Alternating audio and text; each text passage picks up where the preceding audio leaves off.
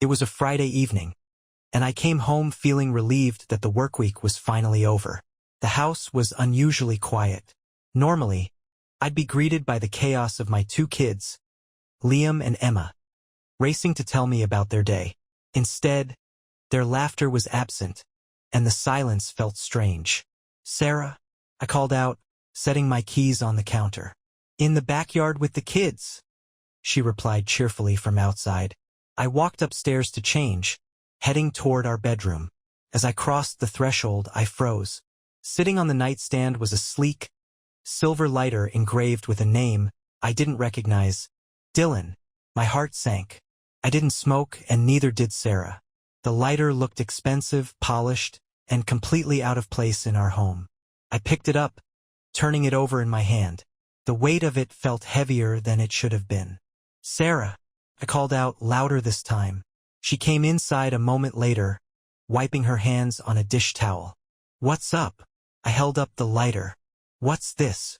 Her eyes flickered to it, and for a split second, I saw something I couldn't quite place. Then she laughed. A light, breezy laugh that felt rehearsed. "Oh, that? I have no idea where it came from," she said, shrugging. "Maybe it's one of Liam's silly finds. You know how he picks up random things." Her explanation didn't sit right with me. Liam was 7. He wasn't running around with engraved lighters. "It has a name on it," I said, holding it up. "Dylan. Does that mean anything to you?" She shook her head, her smile unwavering. "No clue. Probably something one of his friends brought over and left behind." "Friends? They're 7, Sarah," I said, frowning. She rolled her eyes playfully. "You're overthinking it, Mike. It's just a lighter. Toss it if it's bothering you." Her casual dismissal left me feeling uneasy, but I didn't press further. Maybe I was overthinking it. Maybe it really was nothing. Or maybe it was the first crack in the life I thought I knew. I couldn't shake the feeling that something was off. Sarah had brushed off the lighter so easily, but her explanation felt too convenient, too rehearsed. The name Dylan lingered in my mind like an itch I couldn't scratch. The rest of the evening passed uneventfully.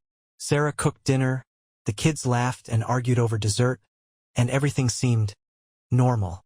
But the lighter stayed on my nightstand, a constant reminder of the unease creeping into my chest. That night, after putting Liam and Emma to bed, I brought it up again. "Sarah," I said as we got ready for bed, "are you sure you don't know where the lighter came from? It just doesn't make sense." She sighed, rolling her eyes as she climbed into bed. "Mike, we have 2 kids. Stuff gets left around all the time. Friends, neighbors, who knows? It's not a big deal." Her tone was dismissive, but I couldn't let it go. "It just seems odd. That's all. I mean, a lighter? Engraved with someone's name." She turned to me, her expression a mix of exasperation and amusement. "You're really hung up on this, huh? Okay, fine. If it bothers you so much, I'll ask around." "Happy?" I nodded, but her answer didn't satisfy me. As Sarah fell asleep beside me, I lay awake, staring at the ceiling. My thoughts raced, piecing together every strange detail I'd noticed recently. The late nights at work, the extra care she'd started putting into her appearance, the sudden increase in her phone's notifications. All things I dismissed as normal before. But now, with the lighter in the picture, they didn't feel normal. They felt like pieces of a puzzle I wasn't ready to solve. The next morning, as Sarah took the kids to soccer practice, I sat in the kitchen with the lighter in front of me. I turned it over and over in my hands, the name Dylan staring back at me like a challenge. Who was Dylan? And why did it feel like this was just the beginning? The lighter stayed on my mind like a splinter I couldn't remove. Over the next few days, I paid closer attention to Sarah's behavior. She was still her usual self around the kids, cheerful and attentive, but there was a shift when it came to me.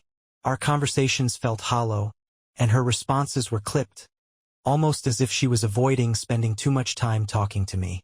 One evening, after dinner, I noticed her sitting on the couch, scrolling through her phone with an intensity one hadn't seen before.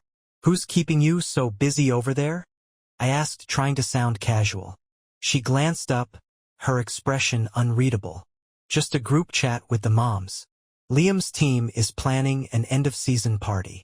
Oh, I said, nodding. Anything I can help with? Nope, she replied quickly, locking her phone and placing it face down on the coffee table. All under control. Her reaction wasn't alarming in itself, but it added to the growing list of small, strange things. The next day, I decided to check with Liam about the lighter. I sat with him while he worked on a drawing at the kitchen table. Hey, buddy, I said casually. Do you know someone named Dylan? Maybe a friend from school? Liam looked up, scrunching his face in thought. Dylan? No. I don't think so. Why? No reason, I said quickly. Just curious. His answer confirmed what I already suspected. Sarah's story about the lighter being connected to the kids didn't add up. That evening, as Sarah put the kids to bed, I sat on the couch staring at the lighter. The name stared back at me, taunting me. When Sarah came back downstairs, I decided to ask her one last time. Sarah? I said, holding up the lighter. Have you asked anyone about this? You said you'd check around. She froze for a moment, then sighed. Mike, seriously? You're still on this? I've been busy, I forgot. Okay? It's just a lighter. Her irritation was palpable, and for the first time, I felt like I was hitting a nerve. Fine, I said, setting it down. But it's not adding up, Sarah. She didn't respond, walking away and heading upstairs. Her dismissal only deepened my doubts. Something wasn't right, and I was starting to think I needed to dig deeper. Sarah's irritation over the lighter wasn't something I could easily shake off. The way she avoided the topic, the way her demeanor shifted, it all felt wrong. I started paying closer attention to her routines, looking for anything else that didn't add up.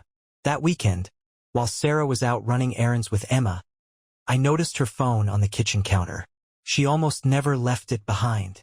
For a moment, I hesitated, guilt prickling at the edges of my conscience. But curiosity, and a nagging sense of betrayal, got the better of me. I unlocked the phone, using the passcode I'd known for years, and scrolled through her messages. Most of the conversations were mundane with friends and family. But then I saw a name I didn't recognize, Dylan. My stomach dropped. The thread wasn't long, but it didn't need to be. The messages were flirty, playful, filled with inside jokes and winking emojis. One of the most recent ones stood out. Dylan, can't wait to see you again. You always make my day better. Sarah, same here. I needed that last night. I locked the phone and set it back down, my hands trembling. Last night? What had happened last night? When Sarah returned home, I watched her closely, trying to act normal. She greeted me with her usual smile, but all I could see were the messages. That evening, as the kids played in the backyard, I decided to test the waters. Who's Dylan? I asked, keeping my tone casual. Sarah froze, just for a moment before recovering. What do you mean? I saw a text pop up on your phone earlier. I lied. It said something about last night. Her smile faltered. Oh, Dylan? He's just someone from work. He's been helping with a new project. Nothing exciting. Her explanation came too quickly, her tone too dismissive. Oh, I said, nodding. You never mentioned him before. I didn't think it was important, she replied, shrugging. He's just a coworker. Her words were meant to put me at ease, but they did the opposite. The casual tone, the way she avoided meeting my eyes, it all felt rehearsed. That night I couldn't sleep. The name Dylan echoed in my mind, along with his message. I needed that last night. I knew I couldn't ignore it any longer. Sarah was hiding something, and I was determined to find out what. The next morning, I woke up with a new sense of resolve. Sarah's explanation about Dylan didn't sit right with me, and her quick dismissal only made my suspicions grow. I decided to keep a close eye on her, paying attention to every detail, where she went, who she spoke to, how she acted when she thought I wasn't watching. That evening, after putting the kids to bed, I brought up work in a casual tone. You've been working a lot lately? I said, leaning against the kitchen counter. Things must be crazy at the office. Sarah looked up from her glass of wine, her expression unreadable. Yeah, it's been nonstop. New projects, tight deadlines. You know how it is. Dylan must be a big help, huh? I added, watching her reaction carefully. She hesitated, just for a split second, before nodding. Yeah, he's great. He knows his stuff. Her answer was neutral enough, but the hesitation was all I needed to confirm my doubts. The next day, I decided to take things a step further. I ordered a small GPS tracker online, one I could discreetly attach to Sarah's car. Felt wrong, invasive even, but I needed to know the truth. When the tracker arrived 2 days later, I waited until Sarah was busy upstairs with the kids to slip outside and attach it to the underside of her car. My heart raced as I worked, the weight of what I was doing pressing down on me. Over the next week, I monitored Sarah's movements through the tracker. Most of her stops were routine school drop-offs, grocery store runs, work. But on Thursday, something caught my attention. Instead of heading home after work, Sarah's car stopped at a coffee shop across town. It stayed there for over an hour. I drove to the coffee shop, parking a few spots away. My heart pounded as I scanned the lot, and then I saw her. Sarah was sitting at an outdoor table, laughing with a man I didn't recognize. He was tall, well-dressed, and had an air of confidence that made my stomach turn. They seemed comfortable together, too comfortable. She leaned in as they talked, her smile brighter than it had been at home in months. I watched as he reached across the table, brushing his hand against hers. I snapped a few photos with my phone, my hands shaking. That night, when Sarah came home, she acted as though nothing had happened. "How was your day?" she asked, smiling as she poured herself a glass of water. "Busy," I replied, forcing a smile. "Yours?" "Same," she said, shrugging. "You know, work stuff." Her lie was seamless, but now I had proof. The photos on my phone felt like a punch to the gut. There was no denying the intimacy between Sarah and the man at the coffee shop. Her easy laughter, the way she leaned in when she spoke. It wasn't how coworkers acted. That night, as I lay in bed beside her, I couldn't help but feel the weight of her lies. Her steady breathing seemed almost mocking, a reminder of how easily she had deceived me. The next morning, I decided to ask her again, but this time I wanted to see how far she'd go to keep up the charade. "So, how's work with Dylan going?" I asked as we sat at the breakfast table with the kids. Sarah looked up, her expression perfectly composed. "Good. He's been a big help lately." "Why?" "Just curious," I replied, sipping my coffee. "You seem to mention him a lot." Her smile faltered slightly, but she recovered quickly. "He's part of the team, Mike. It's not like we're best friends or anything." Her casual dismissal felt rehearsed, and it only solidified what I already knew. Later that day, while Sarah was out running errands, I reviewed the GPS tracker data again. The coffee shop wasn't the only unusual stop. There was another location, a small park about 20 minutes from our house, where she'd spent over an hour earlier that week. I decided to drive there myself, curiosity and dread mingling in my chest. When I arrived, the park was quiet, a few joggers and dog walkers scattered across the paths. I walked around, looking for anything out of place. Near one of the picnic tables, I spotted something that made my stomach turn. A receipt from Harrison's Bistro. The date on it matched the day Sarah had told me she was working late. When Sarah came home that evening, I confronted her indirectly, testing her resolve. "Hey, have you been to that park on Lincoln Avenue recently?" I asked as we cleaned up after dinner.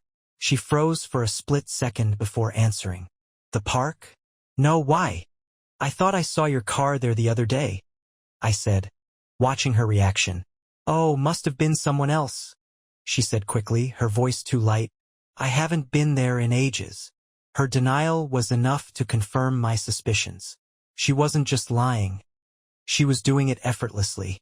That night, I looked at the photos of her and Dylan again, the weight of the truth settling over me.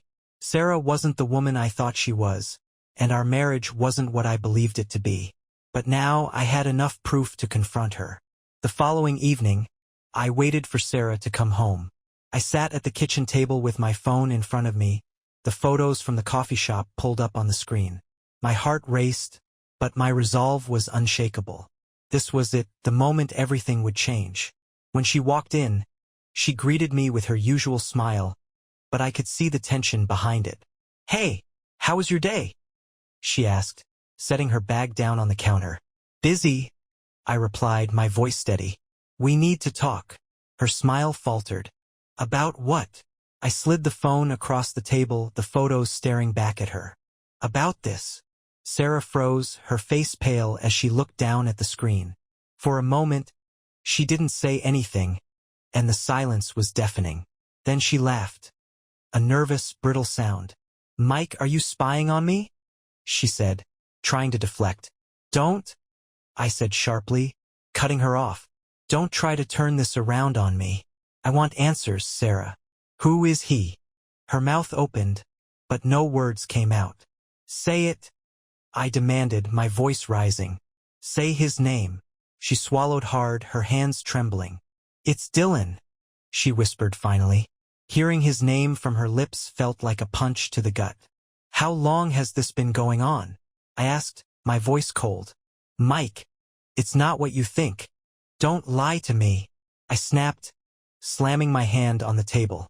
"How long, Sarah?" Her shoulders slumped, and she looked away. "A few months," she admitted quietly. "A few months," I repeated bitterly. "And you've been lying to me this whole time? Telling me you're working late, pretending we're fine, while you're sneaking around with him?" Tears filled her eyes, and she shook her head. "I didn't mean for it to happen," she said, her voice breaking. It just happened." I laughed bitterly, the sound hollow. "It just happened? You don't accidentally spend months sneaking around and sleeping with someone else, Sarah. You made a choice. A choice to betray me and this family." Her sobs grew louder, and she buried her face in her hands. "I'm sorry," she choked out. "I never wanted to hurt you." "Well, you did," I said coldly. "You hurt me and you hurt our kids. Do they know? Do they know their mom's been lying to their dad while playing house with another man?" She shook her head violently, her tears falling faster. "Don't bring the kids into this, Mike. Please." For a long moment, the room was silent except for her quiet sobs. I stood, pacing the kitchen as I tried to gather my thoughts. "You need to leave," I said finally, my voice low but firm. Her head snapped up, her eyes wide with panic. "Mike, no, please. Don't do this. I'll end it with him, I swear. I'll do whatever it takes." "No," I said, cutting her off. "You already made your choice, Sarah. Now you have to live with it."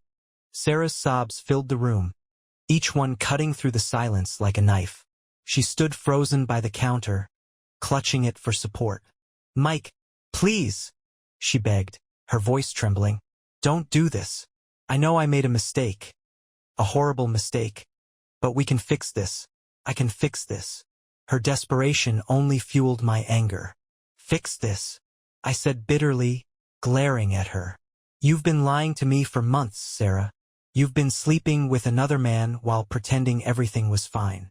How do you fix something like that?" She stepped closer, her eyes pleading. "I love you, Mike. I never stopped loving you." I laughed bitterly, shaking my head. "Love? Is that what you call this? Sneaking around behind my back? Meeting him at coffee shops and parks? Lying to my face? That's not love, Sarah. That's betrayal." Her shoulders shook as she broke down, her sobs growing louder. "I was lost," she whispered. "I didn't know how to stop. But it didn't mean anything, Mike. It was a mistake, I swear." "A mistake," I snapped. "A mistake is forgetting an anniversary or saying something you didn't mean. This wasn't a mistake, Sarah. This was deliberate. You knew exactly what you were doing, and you didn't care who it hurt." She sank into a chair at the kitchen table, her hands covering her face. "I'll leave him," she said, her voice breaking. "I'll block his number. I'll quit my job, whatever it takes to make this right." I stood there, staring at her, the woman I had loved for years, and felt nothing but a hollow ache in my chest. "It's too late, Sarah," I said quietly. "You didn't just hurt me. You destroyed everything we built together." She looked up at me, her face streaked with tears. "What about the kids?" she asked, her voice trembling. They need both of us. They'll still have us, I replied firmly. But not like this. Not with you pretending to be someone you're not. I turned away, pacing the room as I tried to gather my thoughts. Pack your things, I said finally, my voice cold. You need to leave. Where am I supposed to go? She asked, her voice barely audible. That's not my problem, I said, crossing my arms. You made this mess, Sarah. Now you'll have to figure it out. She nodded slowly, standing up on unsteady legs. I'll pack a bag, she whispered. I watched as she walked upstairs, her footsteps heavy, her sobs echoing faintly. The sound of drawers opening and closing filled the house, each one a reminder of how far we had fallen. When she came back down with a small suitcase, she hesitated by the door. I'll stay with a friend for now, she said softly. I nodded but didn't respond. As the door closed behind her, the house fell into silence. I sat at the kitchen table, staring at the photos on my phone. Every detail of her betrayal replayed in my mind, and for the first time, I let myself feel the full weight of it. Sarah was gone, and the life I thought I had was gone with her. The house felt impossibly quiet after Sarah left. The kids were asleep, their rooms dark and peaceful, unaware of how much had changed in a single evening. I sat at the kitchen table, staring at nothing, my mind racing with thoughts I couldn't organize. I had told her to leave, but now that she was gone, the emptiness settled in. It wasn't just the silence. It was the realization that my marriage, the life I'd spent years building, had been a lie. The next morning, Liam and Emma bounded into the kitchen, full of energy as usual. Where's Mom? Emma asked, rubbing her eyes. She had to stay with a friend last night, I said, forcing a smile. She'll see you soon. They accepted the explanation without much fuss, but I could tell Liam was watching me carefully. He always had a way of picking up on emotions I thought I was hiding. I spent the day trying to maintain some semblance of normalcy. I took the kids to the park, helped them with their homework, and made their favorite mac and cheese for dinner. But every time I passed the empty living room or glanced at Sarah's side of the bed, the weight of her absence hit me again. That night, after putting the kids to bed, I sat on the couch with a drink in hand, scrolling through the photos I had taken at the coffee shop. Each image felt like a fresh wound, a reminder of the betrayal I couldn't undo. Around midnight, my phone buzzed. It was a message from Sarah. I know I don't deserve forgiveness, but I'm sorry, Mike. I'm sorry for everything.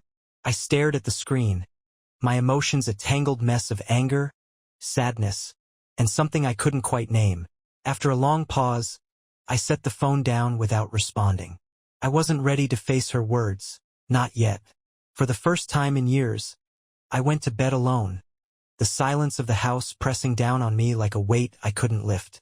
I told myself it was just the beginning, that things would get easier with time. But as I lay there staring at the ceiling, it was hard to believe. The days after Sarah's departure were a blur. I threw myself into the routine of taking care of the kids, trying to shield them from the cracks in our world. Liam and Emma were resilient, but their questions about Sarah were constant. When's Mom coming back? Liam asked one evening as we sat at the dinner table. She'll visit soon, I replied, keeping my tone steady. But things are going to be a little different for a while. He frowned but nodded, sensing there was more to the story than I was letting on. After the kids went to bed, I sat in the living room, scrolling through my phone and replaying the events of the past week. Sarah's betrayal felt like a storm that had torn through everything I thought I knew, leaving me to sift through the wreckage. I looked around the room at the small details that still carried her presence. The throw blanket she always used, the coffee mug she left on the counter, the framed photo of our family on the bookshelf. I couldn't keep living like this, surrounded by reminders of what we'd lost. The next morning, while the kids were at school, I started making changes. I packed away the photos of Sarah and me, replacing them with pictures of just the kids. I folded her blanket and tucked it into a box, along with other small items she'd left behind. By the time I was done, the house looked different, emptier, yes, but also lighter. It felt like the first step toward reclaiming my space, my life. Later that evening, Greg called to check in. "How are you holding up?" he asked. "I'm managing," I said, leaning back on the couch. "The kids are my focus right now." "That's good," he replied. "But don't forget about yourself. You need to take care of you, too." His words stayed with me. I had been so focused on keeping things normal for Liam and Emma that I hadn't allowed myself to process everything. That night, after the kids were asleep, I sat on the porch with a drink in hand, staring out at the quiet street. For the first time in days, I let myself feel the full weight of what had happened. The anger, the sadness, the disbelief. It all came crashing down. But as I sat there, I realized something. I wasn't broken. Hurt, yes. Betrayed, absolutely. But I was still standing, and for the sake of my kids and myself, I would keep moving forward. The next week, I began to focus on rebuilding, not just the house, but myself. Each day was a small victory, whether it was making the kids laugh, clearing out old reminders of Sarah, or simply getting through the day without dwelling on the past. One evening, as I was reorganizing the closet in the guest room, I stumbled upon a box filled with Sarah's belongings. It was mostly old clothes and a few books, but buried at the bottom was a small journal. I hesitated before opening it. Part of me wanted to toss it into the box without a second glance, but curiosity got the better of me. Flipping through the pages, I found entries from years ago, written when we were still in the early stages of our marriage. "Mike and I talked about baby names tonight. I love how excited he gets about the idea of being a dad. I know he's going to be amazing." The words hit me like a punch to the chest. This was the Sarah I had fallen in love with, the woman who shared my dreams and my plans for the future. What had changed? The journal left me with more questions than answers, but it also gave me clarity. The person Sarah had become was no longer the person I had married. The betrayal wasn't just about her and Dylan. It was about the slow erosion of trust, love, and connection over the years. That night, I packed the journal away with the rest of her things, vowing not to dwell on the past anymore. The next day, I decided to take a step toward reclaiming my identity. I signed up for a local fitness class, something I'd always talked about but never prioritized. It felt good to focus on myself for a change, to do something that wasn't tied to my role as a husband or father. At the class, I met people who were there for their own reasons, some rebuilding, some chasing goals, others just looking for a sense of community. It was refreshing, a reminder that I wasn't alone in trying to move forward. That evening, as I cooked dinner for Liam and Emma, I felt a sense of calm I hadn't experienced in weeks. The betrayal still lingered in the back of my mind, but it no longer felt like a storm. It was becoming a scar, something that hurt but wouldn't stop me from living. As I watched the kids laugh over a silly joke at the table, I realized that even though everything had changed, I still had a foundation to build on. In the weeks that followed, life began to settle into a new routine. The kids adjusted quicker than I expected, their laughter filling the house again. It was bittersweet, knowing they didn't fully grasp the weight of what had happened, but I was grateful for their resilience. For me, every day felt like a step forward. Some days were harder than others. The quiet moments when the kids were asleep or at school were the toughest. That was when the memories crept in, uninvited and persistent. One afternoon, while sorting through a pile of old mail, I found an envelope addressed to me in Sarah's handwriting. The date on it was recent, written just days before she left. My heart raced as I opened it, unsure of what I'd find. Inside was a single sheet of paper, her words scrawled hastily across the page. "Mike, I don't know if you'll ever forgive me, and I don't deserve it. I've destroyed our family, and I'll live with that guilt forever. I can't explain why I did what I did, because I don't fully understand it myself. All I know is that I was selfish, and I hurt the one person who's always been there for me. You've been a wonderful husband and an even better father. Please don't ever doubt that. Liam and Emma are lucky to have you, and I hope one day, when the pain fades, you'll find someone who deserves you. I'm sorry. Sarah ***. Her words stirred something I hadn't expected, empathy.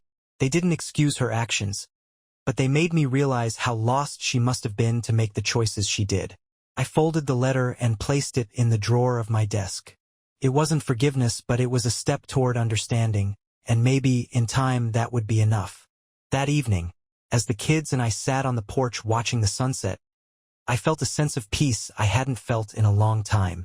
Life wasn't perfect, it never would be, but it was starting to feel manageable. Liam leaned against my side, his voice breaking the quiet. "Do you think Mom's okay?" I hesitated before answering. "I think she's figuring things out," I said honestly. "Just like we are." He nodded, and we sat in silence as the sun dipped below the horizon. The days after reading Sarah's letter brought a strange sense of clarity. While the betrayal still stung, her words made me realize that forgiveness wasn't about excusing her actions. It was about freeing myself from the weight of the anger I had been carrying. But forgiveness didn't mean forgetting. I had 2 kids who needed stability, and I was determined to give them the life they deserved, even if it looked different than the one I'd imagined. One weekend, I took Liam and Emma to the lake. It was a place we used to go as a family, but I hadn't been back since everything had happened. As we sat on the shore skipping rocks, Liam turned to me with a question that caught me off guard. "Are you and Mom ever going to get back together?" I took a deep breath, trying to find the right words. "No, buddy," I said gently. "Sometimes, people make mistakes that change things forever. But that doesn't mean your mom and I don't love you and Emma. That will never change." He nodded, his face thoughtful. "I miss how it used to be," he said softly. "I know," I replied, putting an arm around his shoulder. "I do too." That night, after the kids were in bed, I sat on the porch with a notebook in hand. I started jotting down thoughts, goals, and ideas for the future. It wasn't a plan exactly, but it felt good to focus on what came next instead of what had been lost. The next day, I signed up for a parenting workshop at the local community center. It wasn't something I'd ever considered before, but I wanted to make sure I was giving Liam and Emma everything they needed. At the workshop, I met other parents who were navigating their own challenges. Some were single parents, others were blended families, but we all shared one common goal: to be there for our kids. One of the participants, a woman named Claire, caught my attention. She was quiet but kind, offering thoughtful insights during the group discussions. After the session, we struck up a conversation about the struggles of balancing work and parenting. "It's not easy," she said with a wry smile, "but kids are resilient. They surprise you with how much they can handle." Her words stayed with me, a reminder that even in the toughest times, there was hope. As the weeks went on, I found myself opening up more, to friends, to the kids, and even to myself. The life I had with Sarah was over, but it didn't mean my life was over. It was just beginning to take a new shape. As time passed, I found myself settling into a rhythm. Life wasn't perfect. There were still tough days and moments when the memories crept back, but they were fewer and further between. I focused on making new memories with Liam and Emma. We started a Friday night tradition of homemade pizza and movie marathons. It was something small, but it gave us all something to look forward to and brought a sense of stability back into the house. One afternoon, while cleaning the garage, I came across a box of old family photos. Flipping through them, I found snapshots of vacations, holidays, and birthdays. The smiles felt genuine, but they were tinged with the sadness of what I now knew. I thought about tossing the photos, but then I stopped myself. These weren't just reminders of Sarah's betrayal. They were pieces of my kids' lives, moments that were real to them. I decided to keep the photos, tucking them away in a place where Liam and Emma could find them when they wanted to. At the next parenting workshop, I ended up sitting next to Claire again. We talked more after the session, this time about the challenges of balancing work, kids, and finding time for ourselves. "It's easy to lose yourself in it all," she said, sipping her coffee. "But I've learned that if you don't take care of yourself, you can't really be there for anyone else." Her words struck a chord. For so long, I had been pouring all my energy into making sure the kids were okay, trying to hold everything together. But I hadn't stopped to think about what I needed. Over the next few weeks, Claire and I began to see each other more, at the workshops, during group outings, and eventually for coffee on our own. It wasn't romantic, not yet. It was just 2 people connecting, sharing their stories, and finding comfort in knowing they weren't alone. For the first time in months, I felt like I was rediscovering who I was outside of my roles as a husband and father. One evening, after putting the kids to bed, I sat on the porch with a notebook in hand, reflecting on how far I'd come. The anger and sadness that had once consumed me were no longer at the forefront. Instead, there was a quiet strength, a resilience I hadn't known I had. Sarah's betrayal had changed everything, but it had also forced me to grow, to rebuild, and to find a new path forward. Months had passed, and for the first time in what felt like forever, I woke up without the weight of Sarah's betrayal pressing on my chest. Life had found its new rhythm, a balance of parenting, work, and taking time for myself. Liam and Emma seemed happier, their smiles and laughter filling the house again. They'd stopped asking when Sarah would be back, and while I knew they missed her, they were adjusting. Kids have a way of adapting that adults often struggle with. One Saturday morning, Claire invited me and the kids to join her and her son, Noah, for a picnic at the park. It was a simple outing, sandwiches, juice boxes, and a soccer ball, but it felt like more. As the kids played together, Claire and I sat on the blanket, talking about everything from parenting challenges to favorite books. She had a way of making even the most mundane topics feel interesting, her laughter light and contagious. At one point, she looked at me, her eyes thoughtful. "You seem lighter," she said softly. I smiled, realizing she was right. "I think I am," I replied. That evening, as I sat on the porch with a cup of coffee, I reflected on how far I'd come. The life I'd imagined with Sarah was gone, but in its place was something new, something I was still figuring out but was finally excited about. The betrayal, the anger, the sadness.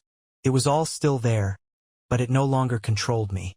It had become a part of my story, a chapter that had ended.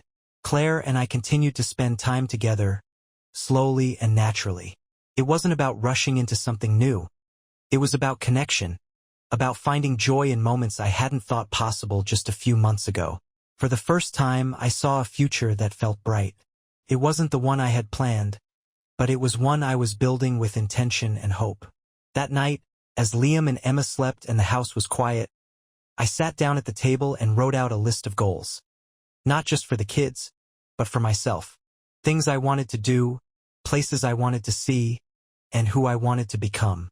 Sarah's betrayal had shaken me to my core, but it hadn't broken me. I had survived, and now I was thriving. And as I put the pen down, I felt something I hadn't felt in a long time: peace. If you like our content, leave a like and subscribe for more videos.